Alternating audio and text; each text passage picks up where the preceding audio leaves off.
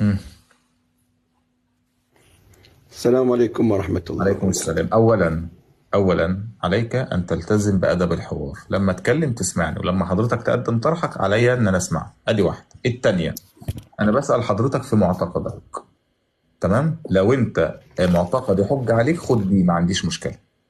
أنا بسأل حضرتك في عقيدتك أنت، بقول لك مين العترة اللي أنتوا قومتوا عليها العقيدة الشيعية؟ يعني تحاولني يا فقط في ضيف عقيدتي.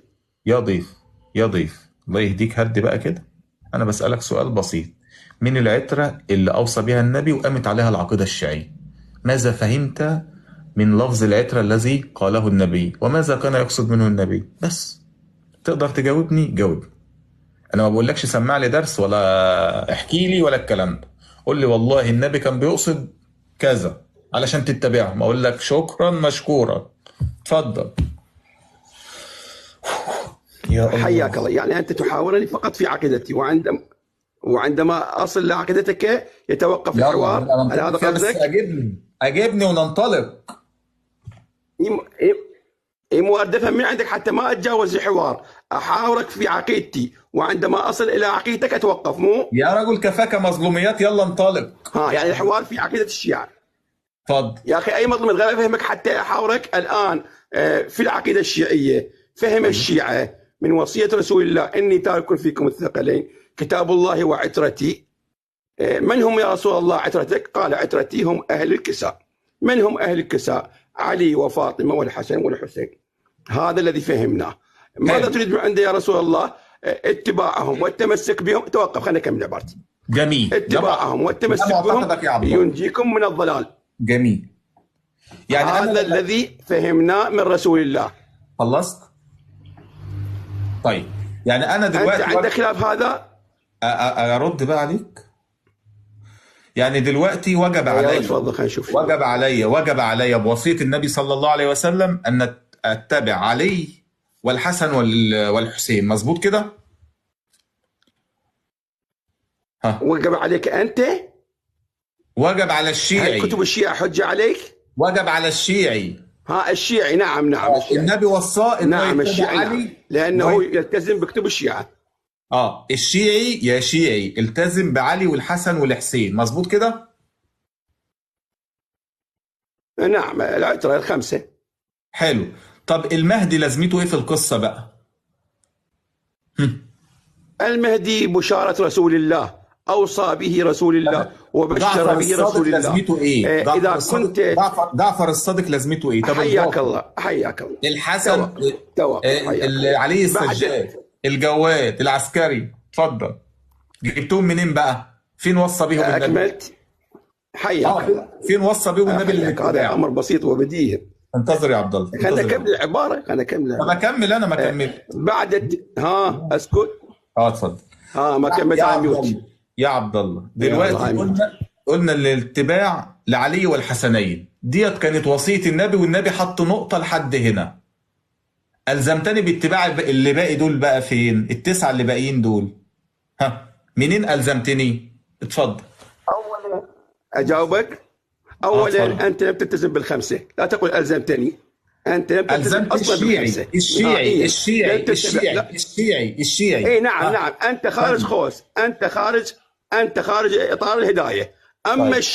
الشيعي عندما اتبع علي سلام الله عليه، وعلي ايوه. اوصى له بالحسن، واتبع الحسن، حلو. والحسن اوصى له حلو. بماذا؟ لا هدي بالحسين، بقى، واتبع هدي ما تمررش الشبهات. أحلني إلى مصدر أن علي أوصى بالحسن وأن الحسن أوصى اكمل بالحسن. عبارتي، خليني اكمل عبارتي، ما خليني اكمل تمررش شبهات عبارتي. بقى يا عبد الله. كل الائمه، كل امام جاء بعده اوصى بالامام الذي بعده. واضح؟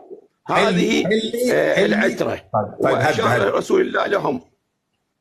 اما انت رفضت الخمسه الذين ما هم يلزمك انا واضحين، بقى يا ورفضت عبد الله، العتره ما يلزمك. بالكليه. وانا مضايقك في ايه يا عبد الله؟ انت رفضت الخمسه لانك اسكت يا عبد الله. احلني. عصيت امر طب رسول اسكت. الله طيب اكمل واتبعت غير العتره. اكمل. احلني الى ان الصادق وصى للي بعده، والباقر وصى بالصادق، والحسين وصى بالسجاد. يلا اتفضل. قال له انت من حياك، بعد. هذه روايات كثيرة في كتب الشيعة، في الكافي لا. وغيرها. أحلني برواية. كل إمام لا. يأتي يوصي يا الذي افهم بعده. بقى. يقول كده بقى بتصرخ، كده بقى بتصرخ اهو بقى، كده بتصرخ. اصلا انا عارفك يا إذا عبد الله. كتمتني معناها أنت هارب. طيب يبقى التزم بأدب الحوار. يبقى يا تلتزم. رجل هل تجاوزت؟ أنت الذي تكتمني، أنا ما يعني ايه تجاوزت. تلتزم بقى؟ لا، تلتزم من ادب أنا قاعد أبين. يوه. لما تلتزم بأدب الحوار يعني لما اتكلم انت تسكت. احلني الى رواية ان الحسن العسكري وصى بالمهدي. يلا اتفضل. حياك الله، هذه كتب الشيعة موجودة، كتب الكافي وغيرها. لا لا، ما الإمام تقوليش يوصي كتب. الإمام. الآن حلني أسألك المصدر. سؤال من حلني المصدر. حلني المصدر. يا رجل، هذا الأسلوب أصبح قديم. لماذا؟ لأن الروايات واضحة.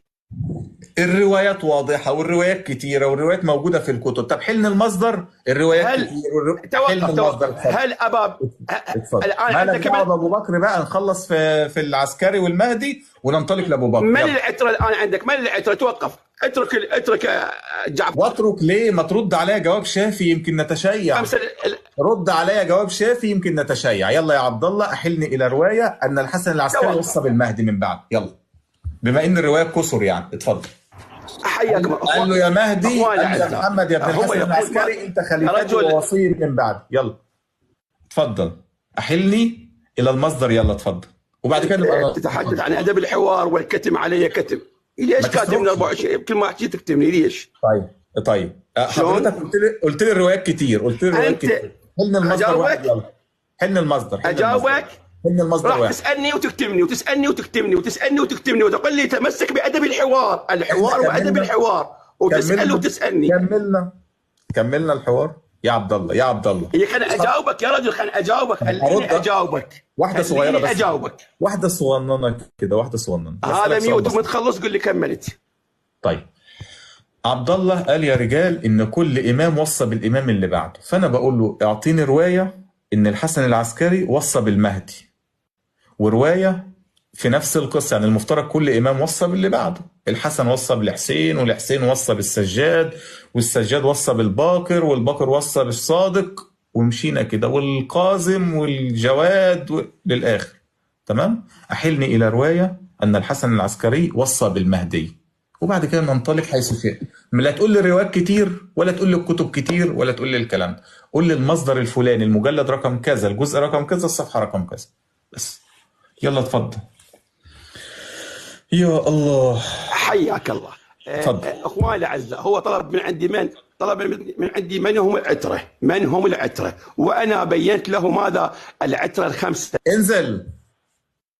انزل. ناس بتصرخ في الخاص بتقول لي ارميه بره، ولسه هنبدا تاني من العتره. نبدا من الجزء الاول.